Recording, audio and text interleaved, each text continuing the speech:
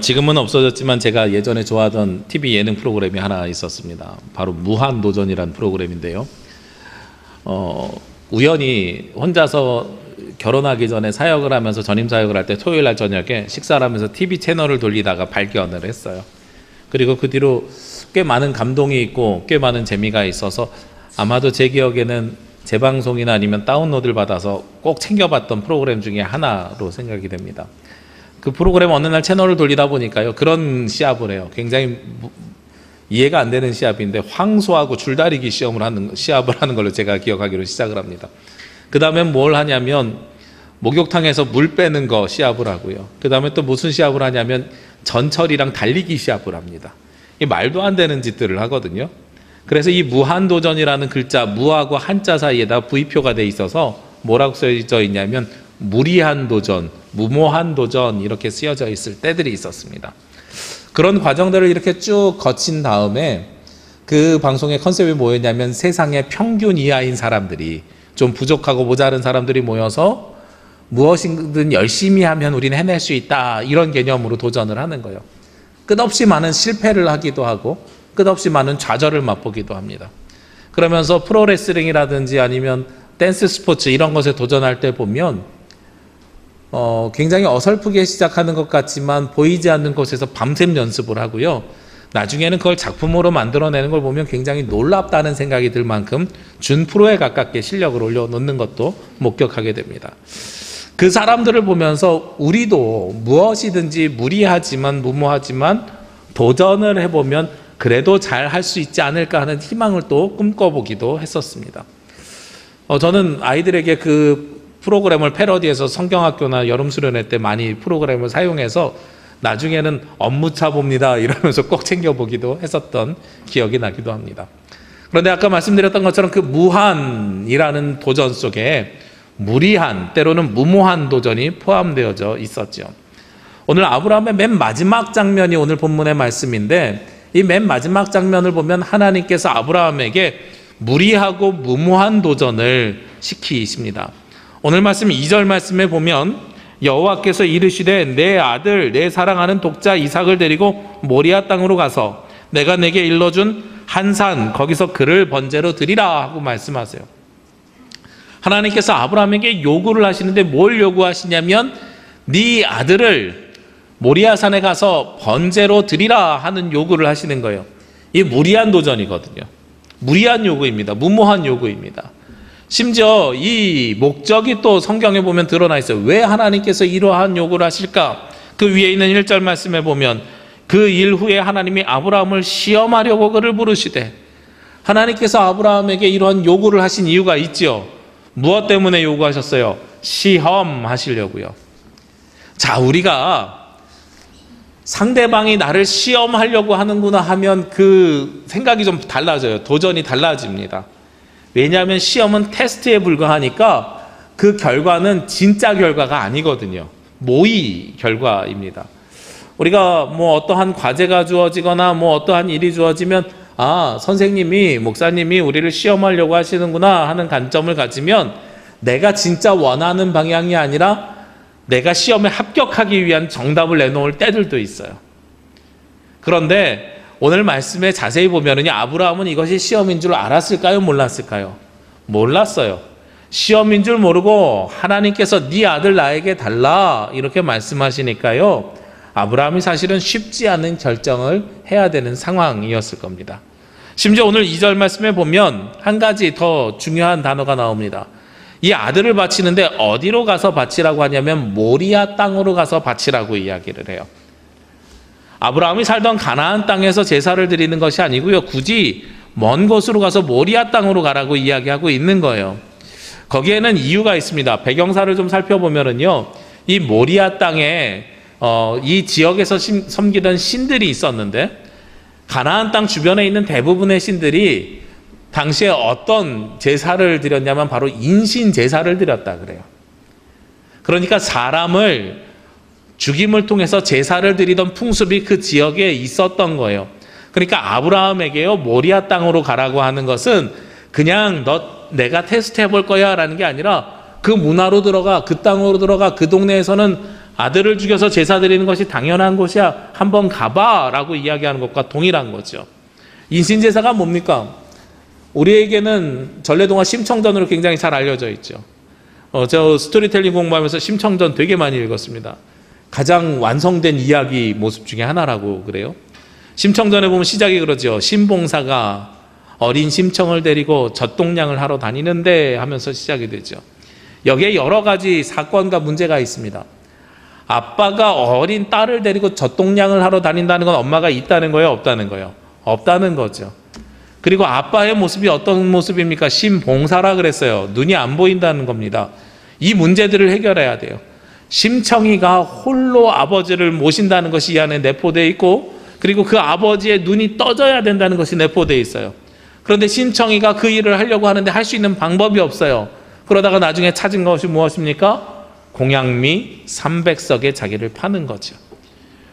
용왕님에게 바다가 너무나도 혼란스러우니 잠잠하게 해달라고 뱃사람들이 젊은 처자를 바닷속에다가 던짐을 통해서 바다를 잠잠하게 하려는 인신제사의 풍습이 있었다는 거예요. 심청전뿐만 아니라 고대의 많은 곳들에 그런 제사들의 모습이 있었습니다. 그 제사들의 모습이 모리아 땅에도 굉장히 많았다고 하는 거예요. 그러니까 아브라함이 받아들이기에는 너는 모리아 땅으로 가서, 아니 아들을 번제로 드리라는 것도 굉장히 불편한 일인데 굳이 모리아 땅으로 가서 번제로 드리라고 하거든요. 이거는 장난이 아닌 거예요. 진짜로 어쩌면 진심 담긴 이야기일 수도 있겠다 하면서 겁이 나는 거죠. 거기에 아브라함은 어떻게 행동합니까?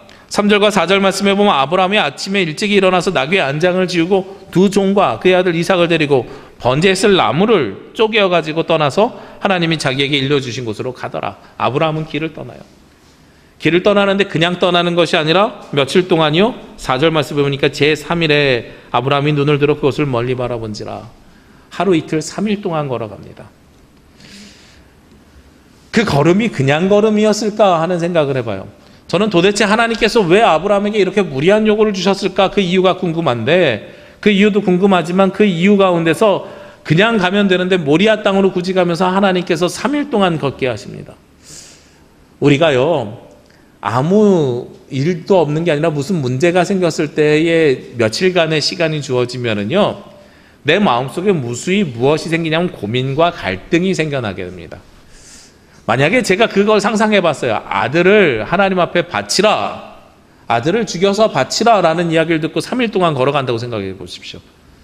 걸어가면서 내가 가는 길이 진짜 이게 맞아? 내가 가는 길이 이게 진짜 맞을까? 아니면 집으로 돌아갈까? 이런 끊임없는 고민과 갈등이 우리 가운데 이루어졌을 거예요. 이 고민과 갈등의 대명사를 저는 늘 노아라고 생각하는데, 하나님께서 방주를 만들라고, 산에서 방주를 만들라고 했을 때는 모든 사람들이 손가락질해도요, 집중해야 될 일이 있으니까 그 이야기가 안 들리거든요. 근데 성경에 딱 한 절이 있어요. 일주일 후에 방주가 완성되고 일주일 동안 얼마나 많은 고민이랑 갈등이 이루어졌을까? 내가 했던 일이 진짜 맞아? 하나님께서 진짜 응답하실까? 이러한 고민과 갈등을 하는 시간을 하나님께서 우리 가운데 주시는 거예요. 자, 아브라함의 모습을 쭉 보면은요, 희한하게도 하나님께서 복을 주신 다음에, 그리고 복을 약속하신 다음에는 반드시 무엇이 따라옵니까? 고난이 옵니다. 애굽으로 가기도 하고요, 여러 가지 일들이 쫓아오게 됩니다. 하나님께서 아브라함에게 복을 주시면서 동시에 오늘 말씀처럼 시험을 주시거나 고난을 주시거나 역경을 주시는 것이 오늘 아브라함에게 당연히 계속해서 끊임없이 오는 순환 주기예요. 왜 도대체 하나님께서 아브라함에게 이렇게 끊임없이 복을 주신다고 하면서 한 손에는 고난을 주실까? 왜 오늘은 특별히 무리한 도전, 무모한 이야기를 주실까? 아들을 바치라고 이야기를 주실까? 이 과정을 통해서요, 우리에게 하나님께서 주시는 말씀이 분명하게 저는 메시지가 있다고 생각을 해요. 생각해 보시자고요. 아브라함이 아들을 몇 세에 얻었습니까? 100세에 얻었어요. 100세에. 100세에 얻은 아들이니까 얼마나 예쁘고 귀여운 아들입니까? 이 아들을 낳은 것이 얼마나 행복하고 즐거운 일이겠어요. 아마도요, 이건 그냥 보통의 아버지가 아들을 보는 것보다요, 제가 추측하기로는 100세에 얻은 아들이니까 할아버지가 손주 바라보듯이 바라보았다고 하는 것이 훨씬 더 맞는 표현일 것 같아요. 아버지가 아들을 사랑하는 건 분명히 맞지만 아버지가 아들은 때로는 혼을 내기도 하고 바른 길로 인도하기 위해서 여러 가지 일들을 해요. 그런데 그럴 때마다 뒤에 앉아 계신 할아버지는 뭐라 그러세요? 그냥 얘 냅둬라. 다 그러다가 큰다. 이렇게 말씀하시지요. 얼마나 귀하고 예쁜 아들이었겠어요. 저희 아들이 12월 31일 날 태어났는데요. 저희 큰아들이 12월 31일 날 태어났는데 제가 송구영신 예배 준비하다가 출산하러 다녀왔습니다. 5시 반에 아이가 나오고 8시쯤 돼가지고 아내하고 장모님이 가서 예배드리라고 해가지고 와서 예배를 드렸는데 송구영신 예배가 끝나면 모두 다 인사하죠. 새해 복 많이 받으세요. 저는 2008년 10년 전에 그때가 지금도 생생합니다. 입이 귀에 걸려가지고요. 악수하는 분들에게 저 아빠 됐어요. 오늘 아들 낳았어요. 끊임없이 그냥 그 자랑을 했던 것 같아요. 그렇게 귀한 아들이거든요. 그렇게 귀한 아들인데 하나님 앞에 드리라고 주님께서 굳이 요청하시는 이유가 있는 거죠. 왜 그랬을까요? 아브라함이요, 늦둥이를 보면서요, 하나님 앞에 이삭이 있었던 겁니다. 하나님 앞에 이삭이 있으니까 하나님께서 그 2가지를 놓고 테스트를 하시는 거예요. 넌 내가 좋아, 이삭이 좋아? 하나님이 좋아, 아들이 좋아? 하고 주께서 물어보시는 겁니다. 이거는요, 무엇보다 어려우냐면 엄마가 좋아, 아빠가 좋아? 라는 질문보다 전 더 어려운 것 같아요. 하나님이 좋아, 네 아들이 좋아? 라는 질문, 굉장히 힘든 질문입니다. 저희 아내가 싫어해서 일부 예배 땐 그 예화를 들지 않았습니다만 사실 저에게 둘째 아들을 하면서 이런 경험이 있어요. 아이가 태어나자마자 의사들이 열심히 전화를 막 돌려요. 그러더니 그 조그만한 아이에게 인공호흡기를 대요. 스스로 자가호흡이 불가능하다고 인공호흡기를 대고 정말 요만한 호흡기 처음 봤어요. 펌프질하면서 119 구급차를 태우고 큰 병원으로 옮겨갑니다. 분당에서 서울의 큰 병원을 가는데 제가 그 길을 너무나도 잘 알거든요. 동부간선도로 얼마나 막히는지. 근데 길이 꽉 막혀 있을 시간이에요. 길이 꽉 막혀 있을 시간에 서울의 한남대교 건너가는데요, 앞에 차가 꽉 막혀 있는 걸 눈으로 봐요. 눈으로 보면서 제가 하나님 앞에 기도했어요. 나중에 아내한테 혼났는데 뭐라고 기도했냐면, 하나님, 이 생명 살려주셔도 주의 것이고 데려가셔도 주의 것입니다. 너무나도 급하니까요, 처음에는 살려주세요 기도가 나오는데 한 15분 20분 지나면서 꽉 막혀 있는 서울에서 가장 길이 막히는 한남대교를 딱 바라보면서요, 하나님 살려주셔도 주의 것이고 데려가셔도 주의 것입니다 하면서 그 순간에 다 내려놓게 되더라고요. 저는 지금도 그 순간을 잊어버리지 않고 제가 목회를 하고 하나님의 일을 하면서 제가 교만해질 때마다 그런 생각이 듭니다. 내가 무엇인가를 잘하고 내가 무엇인가를 이루었다고 생각하는 그 순간에 어쩌면 하나님께서 그때의 그 고난을 나에게 또 주실지도 모르겠다.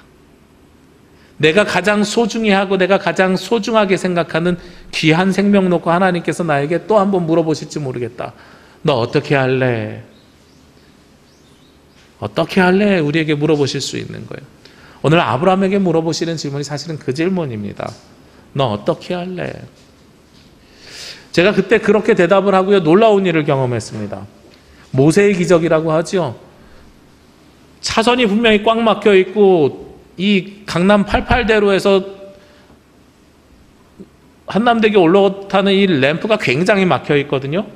근데 차들이 갑자기요, 양쪽으로 쭉 벌어지면서 차선 중간에 길이 생기는 거예요.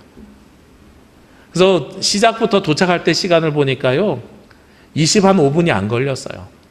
이게 언제 일어나는 일이냐면 분당에서 서울에 있는 한남대교 건너에 있는 순천향대병원까지 25분은 새벽에 길 안 막힐 때나 있을 법한 일이 그렇게 꽉 막히는 일들 가운데 나중에 지나고 보니까 역사함을 제가 경험했습니다. 정신없이 구급차 타고 가다 보니까요, 지갑이고 뭐고 다 놓고 왔어요. 스마트폰 하나 들고 갔어요. 나중에 집에 돌아갈 차비도 없어가지고 고생하기도 했는데, 그런데 그 경험을 하고 난 다음에요, 아 그렇구나, 아브라함이 이 시간 이 순간에 느꼈던 고민이 바로 이런 고민이겠구나 싶은 거예요. 그런데 그 순간이 굉장히 절박하고 짧으니까 하나님 앞에 기도할 수 있었어요. 근데 그 시간이 길다고 생각해 보십시오. 3일이나 된다고 생각해 보면은요, 저 그렇게 쉽게 결단하거나 그렇게 절박한 하나님 앞에 드리는 결단 고민 고백 못했을 것 같아요. 우리가 하나님 앞에 나오는 이 아브라함의 심정이 바로 그러한 심정이라는 겁니다. 우리가 하나님이 이삭을 바치라고 하신 첫 번째 이유가 바로 그거예요. 너 네 아들 나보다 앞서 있지 않느냐? 그 아들 중요하니 내가 중요하니. 그 결과는 어떻게 났습니까? 우리가 잘 아는 것처럼요. 아브라함이 이삭을 하나님 앞에 드리려고 했지요. 그때 누가 나타나요? 여호와의 사자가 11절 말씀에 보면 여호와의 사자가 하늘로부터 그를 불러서 이르시면서 아브라함아 아브라함아 하면서 중간에 막지요. 그리고 12절에 하나님께서 그 해답을 내놓으십니다. 사자가 이르시되 그 아이에게 내 손을 대지 말라. 그에게 아무 일도 하지 말라. 내가 내 아들 내 독자까지도 내게 아끼지 아니하였으니 이제야 내가 이제야 내 하나님을 경외하는 줄을 아노라. 하나님께서 이 사건을 통해서 아브라함이 진짜로 아들을 칼로 죽이려고 하는 그 모습을 보고선 그 앞에서 가로막아 쓰시면서 이제야 비로소 네가 나를 사랑하는 줄 아노라 하고 하나님께서 말씀을 하시는 거예요. 그러니까요, 하나님께서 아브라함을 시험하려고 했던 가장 중요한 첫 번째 질문이 바로 그 질문이었어요. 넌 네 아들과 나 사이에 누구를 선택할 것이냐에 대한 응답을 듣고 싶었던 거죠. 아까 시작할 때 말씀드렸습니다만 이게 우리의 시험인 줄 알면은요, 이 테스트 통과해야죠. 그러니까 하나님 앞에 믿음 주는 행동을 하면 돼요. 그렇죠? 만약에 제가 코미디를 만든다고 생각하면 그런 코미디가 나올 것 같아요. 성경을 잘 아는 사람들에게. 칼을 들고 아들을 죽이려고 하는 이 순간에 천사의 음성이 들려야 되거든요. 그걸 알고선 이러고 있는 거잖아요. 근데 아무 소리도 안 들려요. 그럼 왜 안 들리지? 왜 안 들리지? 이러면서 주저할 수도 있어요. 이게 시험하는 사람들의 특징이죠. 우리나라 전래동화 아까도 심청전 이야기했지만 금도끼, 은도끼도 마찬가지지요. 쇠도끼를 물에 빠진 사람이요 정직하게 이야기했더니 금도끼, 은도끼도 주노라. 그런데 그걸 알고선 쇠도끼를 빠뜨리고선 금도끼 빠뜨렸다고 하는 사람은요, 이것이 시험이고 테스트인 줄 알면서 내가 통과하기 위해서는 이야기해야 되잖아요. 정답을 이야기해야 되잖아요. 근데 삶을 살아가면서 꼭 정답만 이야기할 수 있는 게 아니죠. 내 마음의 소리를 들어야 될 때들이 있죠. 아이가 아파요. 그것이 저는 테스트인지 몰랐어요. 몰랐음에도 불구하고 하나님 앞에 드릴 수 있는 마음을 하나님께서 주시더라고요. 그래야 그때 비로소 하나님께서 함께하게 됨을 경험하고 고백하게 되는 것입니다. 오늘 말씀을 통해서 두 번째, 저는 왜 하나님께서 이삭을 바치라고 하셨을까에 대한 질문을 또 찾아보았습니다. 그런데 아까 말씀드렸던 것처럼 어디로 가라 그랬어요? 모리아산으로 가라 그랬죠. 모리아산으로 가라고 하신 이유가 있었던 것 같아요. 저희 학교 다닐 때 구약의 교수님이 그런 말씀을 하시더라고요. 아브라함이 이삭을 바친 이 사건을 통해서 하나님께서 무엇을 선언하셨는지 아느냐? 이 주변의 다른 신들은 사람을 죽임을 통해서 자기에게 제사를 드리라고 하는 인신제사의 신들이었는데 하나님께서는 그들과 다름을 고백하셨다. 하나님께서는, 우리가 믿는 하나님께서는 그 주변에 있는 신들처럼 우리의 생명을 요구하시고 우리의 목숨을 요구하시는 분이 아니라 하나님께서는 우리를 사랑하시고 우리와 함께 하시고 우리를 먼저 위하신다는 것을 증명하는 사건이었다 하는 거예요. 모리아산으로 갔지만 그 모리아산에서도, 이방신이 주도하는 그 산에서도 누가 역사하셔서, 우리 주 하나님께서 역사하셔서, 여호와께서 역사하셔서 인신제사를 막으시고 하나님께서 예비하신 순양을 통하여서 제사드리게 하셨잖아요. 그것을 우리는 뭐라고 부릅니까? 여호와 이레라고 부르지요. 하나님께서 예비하시고 준비하심을 통해서요, 바로 우리에게 하나님의 승리와 하나님께서 우리를 사랑하여 주심을 선언하시는 사건이었다 하는 것입니다. 하나님께서 우리에게 시험, 테스트를 하실 때요, 그냥 아들을 드리라고만 이야기하신 것이 아니라 주변에 있는 다른 우상들과 나는 비교가 안 되는 너희의 하나님이다 하는 영적인 선언이 우리 가운데 이루어지게 되는 것입니다. 우리가 이 땅에서 살아가면서 주변에 참 많은 다른 종교들을 바라보게 돼요. 지난번에 목회자 수련회 갔는데 해동 용궁사라고요, 부산에 있더라고요. 기장군에 가면 바다에 절벽에 있어요. 우리 제주로 이야기하면 주상절리 같은 데에 절이 있는 거예요. 굉장히 아름다운 자연을 훼손하고 절이 있더라고요. 그런데 가면서 깜짝 놀란 것이 있어요. 입구에 들어가는데 왼쪽에 12지신이 있어요. 12띠의 신들이 있죠. 그 신마다 다 불전함이 있어요. 그리고 고개를 돌리는 곳마다 다 불전함이 있어요. 그래서 목사님들이랑 갔다 와가지고 그런 이야기를 했어요. 야, 기도 제목이 굉장히 구체적이야. 교통안전탑이 있어요. 거기도 불전함이 있어요. 운전하시는 분들은 다 거기다 집어넣는 거예요. 학업 성취탑이 있어요. 거기다 다 집어넣어요. 그리고 건강회복탑이 있어요. 거기다도 돈 집어넣게 돼 있어요. 문을 돌리는 데마다 다 돈을 들게 돼 있고요. 100일 기도해드리고 일주일 기도해드리고 기도해드리는 데에 따라서 비용이 달라요. 그리고 우리로 얘기하면 송구영신처럼 무슨 예불이 있는데 거기에 참가비는 5만 원이고 무슨 우리 신년 특별 예배 같이 특별 새벽 기도회 같이 무슨 기도가 있는데 그건 7만 원이고 이게 다 있어요. 야, 목회자들이 저런 거 붙여놓고 기도 제목 받아가지고 무슨 기도 5만 원 무슨 기도 7만 원 이러면 우리 떼부자 되겠다. 그리고 구체적으로 기도시키기 위해서 자리마다 여기는 학업 성취 자리, 여기는 무슨 뭐 교통안전 자리 막 다 붙여놓고 돌아가면서 앉아서 기도하게 우리도 만들어야 되겠다. 이런 농담을 하면서 왔습니다. 그런데 제가 깜짝 놀란 것 중에 하나는 들어가는데요. 그 12지신이 있다 그랬잖아요. 그 예불함에다가 다 뭐가 있냐면 한 3개 정도의 삼재라고 써 있는 거예요. 그러면 그 해 태어난 사람들은 모두 다 올해가 재수없는 해잖아요. 그죠? 12지신 중에 3개의 그 띠에 쓰여져 있으니까 3개의 해는 4분의 1은 전 국민의 4분의 1은 삼재가 있는 해거든요. 참 저게 말이 될까 하는 생각을 해보게 됩니다. 우상의 또 다른 모습 중에 하나인 거예요. 그것이 절에서 이루어져서 우상이 아니라 우리가 그런 지복적인 모습을 가지고 있다고 해서 우상인 거예요. 우리 신앙의 모습도 어쩌면 그럴 수도 있어요. 제가 예전에 청주에 있는 한 교회 목사님이랑 이야기를 나눴는데 그 목사님이 그런 이야기 하시더라고요. 교회에서 봉사를 하는데 가장 꼭대기 첨탑에 옥상 들어가는 데는 아무도 청소를 하지 않는데요. 그래가지고 한 권사님에게 권했대요. 권사님, 기도하는 마음으로 교회 가장 높은 곳이니까 올라가서 거기 청소하시면서 기도하시면 어떨까요? 그랬더니 그 권사님이 목사님이 말씀하시니까 순종하면서 맨 꼭대기 첨탑에 올라가서 기도하면서 닦았다는 거예요, 계단을. 그런데 그 권사님 아들이 서울대 의대에 들어갔대요. 그 다음 해부터요, 봉사자 적으라고 하면 거기가 제일 먼저 1번으로 나간대요. 저 기도 자리는 서울대 의대 가는 기도 자리. 우리가 그 예불함이랑 뭐가 다릅니까? 그렇게 예배를 드리면. 그렇죠? 하나님은요, 우리를 사랑하여 주신 참 하나님이시고요, 우리를 사랑하여 주시는 하나님이십니다. 우상의 요소가 있는 게 아니에요. 기복의 요소가 있는 게 아니에요. 하나님께서 우리를 시험하고 테스트할 때에는 네가 가장 소중한 것보다 나를 더 사랑하느냐 하는 질문을 우리에게 하시는 것이지, 네가 어디서 어느 자리에서 어떤 기도를 하면 내가 너를 사랑하겠다 이런 이야기를 하시는 게 아니란 말이에요. 모리아 산에 가면 여호와 일의 하나님을 그럼 만날 수 있습니까?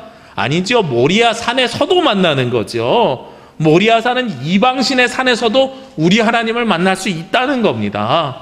모세에게 역사하셨던 신의 산에서만 하나님이 있는 게 아니라 우리가 이스라엘 성지 순례 가면 신의 산만 가거든요. 신의 산에만 우리 하나님이 계시는 것이 아니라 이방 산에도 우리 하나님께서 계시다는 것을 오늘 선언하고 계시다는 거예요. 바로 내가 가장 소중한 것 대신에 하나님 앞에 예배드리는 그 모습을 통해서 하나님께서는 어느 곳에서든 함께하는, 그리고 우리를 사랑하여 주시는 그 하나님을 선언하고 계시다는 겁니다. 마지막으로요, 오늘 그렇게 하나님 앞에 나오는데 이삭이 아까 말씀드린 것처럼 이삭을 잡으려고 할 때요, 이삭을 잡으려고 할 때에 아브라함이 이삭을 잡으려고 할 때에 하나님께서 무엇을 준비해 주셨어요? 양을 준비해 주셨죠. 오늘 말씀 13절 말씀에 보면 아브라함이 눈을 들어 살펴본 즉 한 순양이 뒤에 있는데 뿔이 수풀에 걸려 있는지라 아브라함이 가서 그 순양을 가져다가 아들을 대신하여 번제를 드렸더라. 하나님께서 예비해 주신 순양이 이미 있었던 거죠. 아브라함은 진짜 아들을 죽이려고 했는데 순양이 있었습니다. 하나님께서 무엇을 예정하여 주셨습니까? 순양을 예정하여 주셔서 그것을 뭐라고 부릅니까? 14절에 보니까 아브라함이 그 땅의 이름을 여호와 이레라 하였으므로, 여호와 이레, 여호와께서 준비하여 주셨습니다 하는 고백을 하게 되죠. 그런데 이것을 통해서 우리가 알 수 있는 사실이 있습니다. 일단은요, 아브라함이 그것을 믿고 있었어요. 어떻게 믿고 있었냐면 오늘 위에 있는 5절 말씀에 보면 아브라함이 종들과 같이 가다가요 종들과 헤어집니다. 이에 아브라함이 종들에게 이르되 너희는 나귀와 함께 여기서 기다리라. 내가 아이와 함께 저기 가서 예배하고 우리가 너희에게로 돌아오리라. 이렇게 말씀하고 있어요. 자, 아브라함이 종들에게 뭐라고 이야기하냐면 우리가 저기 가서 예배하고 그리고 우리가 돌아오리라. 이렇게 두 가지 이야기를 하는데 저는 이 두 가지 단어에 다 주목했으면 좋겠어요. 구약 성경에 보면은요 하나님 앞에 무엇을 드린다고 합니까? 제사를 드린다 그래요. 예배를 드린다고 표현하지 않고 제사를 드린다고 표현합니다. 대부분에서. 하나님도 오늘 번제를 드리라고 했습니다. 그건 제사예요.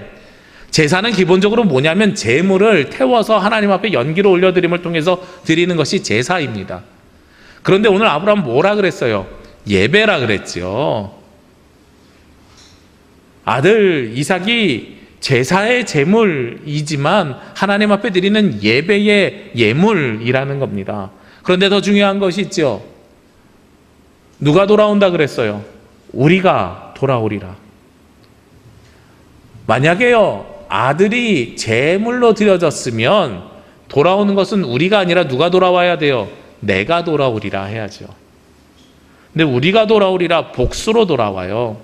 아브라함은 그걸 알고 있었어요. 무엇을 알고 있었냐면 이삭과 함께 올 것을 알고 있었습니다. 제가 여기서 상상을 해봤어요.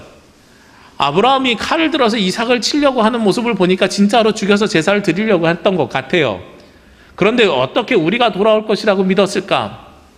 아브라함은요 하나님께서 제물을 따로 준비해 줄 것을 믿는 게 아니라 하나님의 방법이 따로 있었음을 믿었습니다. 그 하나님의 방법이 아마 아브라함이 생각할 때는 부활이 아니었을까 하고 저는 추측해봐요. 제물로 아들을 드렸지만 아들이 부활할 것을 믿지 않았을까? 왜 이런 추측을 하게 되냐면 유대인들의 기본적인 생각 속에 누가 있냐면 부활 사상이 깔려져 있거든요. 그런데 그 부활의 성취를 누구를 통해서 이루어주셨어요? 예수 그리스도를 통해서 이루어주셨지요. 그러니까 아브라함의 관점 속에서는 내가 우리 아들을 드림을 통해서 하나님께서 우리 아들을 뺏어가는 것이 아니라 우리 아들을 다시 부활시켜 줄 수 있을 거야, 이렇게 볼 수 있다는 겁니다. 하나님께서 준비하셨다는 것이 아들에게 이야기했잖아요. 아버지 제물은 어디 있습니까? 그랬더니 주님께서 준비하십니다. 주님께서 준비하신다는 것이 예물을 준비할 수도 있지만 제물을 양을 준비할 수도 있지만 부활을 준비할 수도 있는 거예요. 그렇죠? 여기서 우리가 알 수 있는 사실이 있어요. 무엇이냐면 바로 하나님께서 주시는 응답은요 내가 원하는 대로 이루어지는 것이 아니라는 겁니다. 하나님의 방법은 전혀 다르다는 거예요. 잘 생각해 보십시오. 우리는 보통 그렇게 기도합니다. 하나님 이 학교에 들어갈 수 있을까요? 없을까요? 있어도 주의 것이고 없어도 주의 것입니다. 이게 은혜로운 사람이죠. 아까 제가 아들을 놓고서 그렇게 기도드렸던 것처럼 데려가셔도 주의 것이고 저에게 주셔도 주의 것입니다. 이렇게 고백을 드렸던 것처럼 우리는 보통 그렇게 기도합니다. 취업에 대한 기도도 그렇게 합니다. 하나님 취업시켜주시면 감사합니다. 안 시켜주셔도 감사합니다. 이게 신앙 있는 사람들의 기도예요. 근데 하나님께서는 어떻게 응답을 주십니까? 데려가셔도 주의 것이고 안 데려가셔도 주의 것인데 하나님은요 제3의 방법을 생각하시고 제3의 방법을 예비하십니다. 우리가 상상하거나 우리가 생각했던 방법이 아니라 하나님의 방법을 예정하시고 예비하심을 오늘 볼 수 있습니다. 우리가 여호와 일의 하나님을 고백할 때마다요 무엇을 기대해야 되냐면 우리가 온 마음을 다해서 하나님 앞에 드리는데 무리하고 무모한 것을 드리는데요 이것은 불가능한 것이 가능하게 되는 것과 전혀 다른 개념입니다. 지난주에는 우리가 불가능한 것이 가능으로 바꿔주신 하나님을 만났잖아요. 이것은 우리의 이성과 논리와 환경과 조건으로 이룰 수 없는 일을 하나님께서 이루어주시는 것이 불가능을 가능한 걸로 하는 거예요. 무리한 도전, 무모한 도전은요 내가 할 수 없지만 내가 할 수 없는 것을 하나님께서 우리에게 요구하시는 거예요. 100원밖에 없는 친구에게 1000만 원을 달라고 하는 것과 똑같이 할 수 없는 일들을 요구하시는 겁니다. 이건 불가능한 것이 아니라 내 범위를 넘어서는 일들을 요구하시는 거거든요. 그리고 여기에는 무엇이 필수적이에요? 나의 선택과 결단이 필수입니다. 그런데 거기서 아브라함이 선택과 결단을 하면서요 제3의 하나님의 응답을 맞이하게 됩니다. 그래서 우리가 돌아오게 되는 거예요. 아브라함이 이삭과 함께 돌아오게 됩니다. 여기서 한 가지가 또 있어요. 이렇게 돌아오는 여호와 일에는 과연 무엇을 이야기하는가? 오늘 말씀에 또 특이한 것이 하나가 있습니다. 아브라함이요 하나님 앞에 예배를 드리러 가는데 9절에 보면은요, 하나님이 그에게 일러주신 곳에 이르는데 아브라함이 그곳에 제단을 쌓고 나무를 버려놓고 그의 아들 이삭을 결박하여 제단 나무 위에 놓는다고 말씀하고 있습니다. 이게 왜 특이한지 아십니까? 아브라함이 하나님 앞에 제단을 몇 번째 쌓냐면 4번째 쌓습니다. 하란 땅을 떠나서요, 가나안 땅에 이르러서 상수리 나무 아래에 단을 쌓습니다. 그 다음에 애굽에 갔다서 또 단을 쌓습니다. 그리고 나서 소돔과 고모라 전쟁한 다음에 단을 쌓습니다. 하나님 앞에 단을 쌓는데 그때 단은 어떤 단을 쌓냐면 주로 돌을 쌓습니다. 그런데 오늘은 굳이 나무를 쌓았다고 표현하고 있어요. 잘 생각해 보시자고요. 요즘처럼 불을 붙이는 것이 가스나 버너 이런 게 아니라 우리가 밖에서 불을 붙이려면 캠핑 갔을 때 생각하시면 저 어렸을 때 수련회 갔으면 그런 기억이 나는데 계곡에 가가지고 어른들이 돌 2개 놓고 그 밑에다가 불 지피고 위에다 가마솥 놓고 밥했던 기억이 나는데 돌을 놓고요 그 밑에다가 나무를 놔서 불을 지펴요. 그래서 돌을 쌓았다 단을 쌓았다는 것이 그런 의미가 있습니다. 그런데 오늘은요 나무를 쌓고요 그 나무 위에다가 아들 이삭을 결박해서 나무 위에다 올려놨다 그랬어요. 나무 위에 제물로 올라간 분은 딱 2분이 있습니다. 첫 번째가 이삭이고요. 2번째가요. 예수 그리스도입니다. 나무 십자가 위에 예수님께서 친히 제물이 되어주셔서 올라가셨지요. 여기서 여호와 이레 하나님이라고 이야기하는 것은 이삭을 통해서요. 예수 그리스도를 예정하시는 겁니다. 아브라함을 통해서 아브라함의 믿음의 맨 마지막 시험 테스트의 확인은 무엇이냐면 지금부터 예수 그리스도를 통한 구원의 역사를 시작하시겠다고 하는 하나님의 여호와 이레 예정하시고 예비하시는 역사가 시작되었다는 거예요. 우리가 대림절 예수 그리스도를 기다리는 절기를 지금 준비하고 있습니다. 예수 그리스도가 이 땅에 오셔서 우리에게 주신 가장 큰 은혜가 무엇입니까? 예수님께서 이 땅에 오신 것이 은혜입니까? 아니지요. 이 땅에 오셔서 평화를 선언하시고 이 땅에 오셔서 우리의 소망이 되어주셨는데 구원의 완성은 예수님이 이 땅에 오심으로 시작이 되었지만 구원의 완성은 예수 그리스도께서 십자가에 달려 죽으시고 부활하심을 통해서 이루어지게 되는 것이거든요.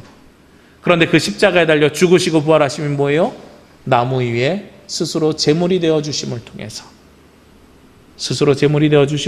어린 양이 되어주심을 통해서 그 피로 우리를 씻어주셨다는 것이죠. 여호와 이레 하나님은 아브라함에게 양을 준비해 주심을 통해서 이삭을 살려주시는 분이 아니고요. 나무 위에 올라갔던 이삭 대신에 양을 올려주심을 통해서 우리에게 구원의 역사를 그리고 하나님의 구원의 은혜를 예정하시고 시작하신다는 것입니다. 그것이 바로 우리가 이 땅에 돌아오는 방법입니다. 우리는 우리의 방법대로 우리의 생각대로 하나님 앞에 나아갑니다. 그런데 하나님께서는요. 우리의 방법과 우리의 생각이 아니라 하나님의 방법과 하나님의 생각으로 우리를 맞아주십니다. 우리는 우리의 생각대로 하나님 앞에 죄사함을 받을 것으로 여겨집니다. 그런데 하나님께서는요. 하나님의 방법으로 우리를 구원하여 주십니다. 이삭을 대신해서 어린 양을 준비하셨고 그리고 그 뒤에는요. 어린 양을 대신해서 나무 위에 십자가에 달려 죽으신 예수 그리스도를 준비해 주십니다. 우리가 대림절을 맞이하면서 아기 예수를 기다리는 이 절기에 아브라함의 이야기를 통해서 하나님께서 우리에게 어떠한 시험을 주시더라도 주를 믿는 믿음이 변함없어야 됨을 우리는 믿고 고백해야 됩니다. 하나님께서 우리에게 어떠한 시험과 어떠한 고난과 걱정을 주시더라도 말씀드린 것처럼 복이 오면은요 꼭 고난이 함께 옵니다. 그런데 이기는 자는 이 고난을 이겨내는 자예요. 그리스도로 인해서 이겨내는 자예요. 근데 이 그리스도로 인해서 이겨내는 방법이 우리가 합니까? 아니죠. 주님께서 여호와 이레 예비하시고 준비하여 주심을 통해서 우리가 그 모든 것들을 이겨낼 수 있습니다. 우리가 예수 그리스도를 기다리며 우리를 위해서 준비해 주시는 그 하나님을 기대하고 기도하며 그 하나님의 방법으로 응답되어지고 그 하나님의 방법으로 승리하게 되는 저와 여러분이 되시기를 주의 이름으로 기도합니다. 기도드리겠습니다. 우리를 사랑하시며 우리와 함께 하시는 아버지 하나님, 이 시간 주신 말씀을 통하여서 여호와 이레의 하나님을 고백합니다. 하나님께서 우리 가운데 함께하여 주셔서 이 땅에서 그 삶을 살아가는 동안에 주를 믿는 믿음의 삶을 살게 하여 주옵시고 이 땅에서 그 삶을 살아가는 동안에 하나님보다 앞서는 것이 하나도 없게 하여 주옵시며 이 땅에서 그 삶을 살아가는 동안에 주께서 늘 예비하시고 인도하신 길을 걸어가는, 그래서 여호와 이레의 하나님을 고백하는 주의 자녀들이 되게 하여 주시옵소서. 이 모든 말씀 예수 그리스도의 이름으로 기도합니다. 아멘.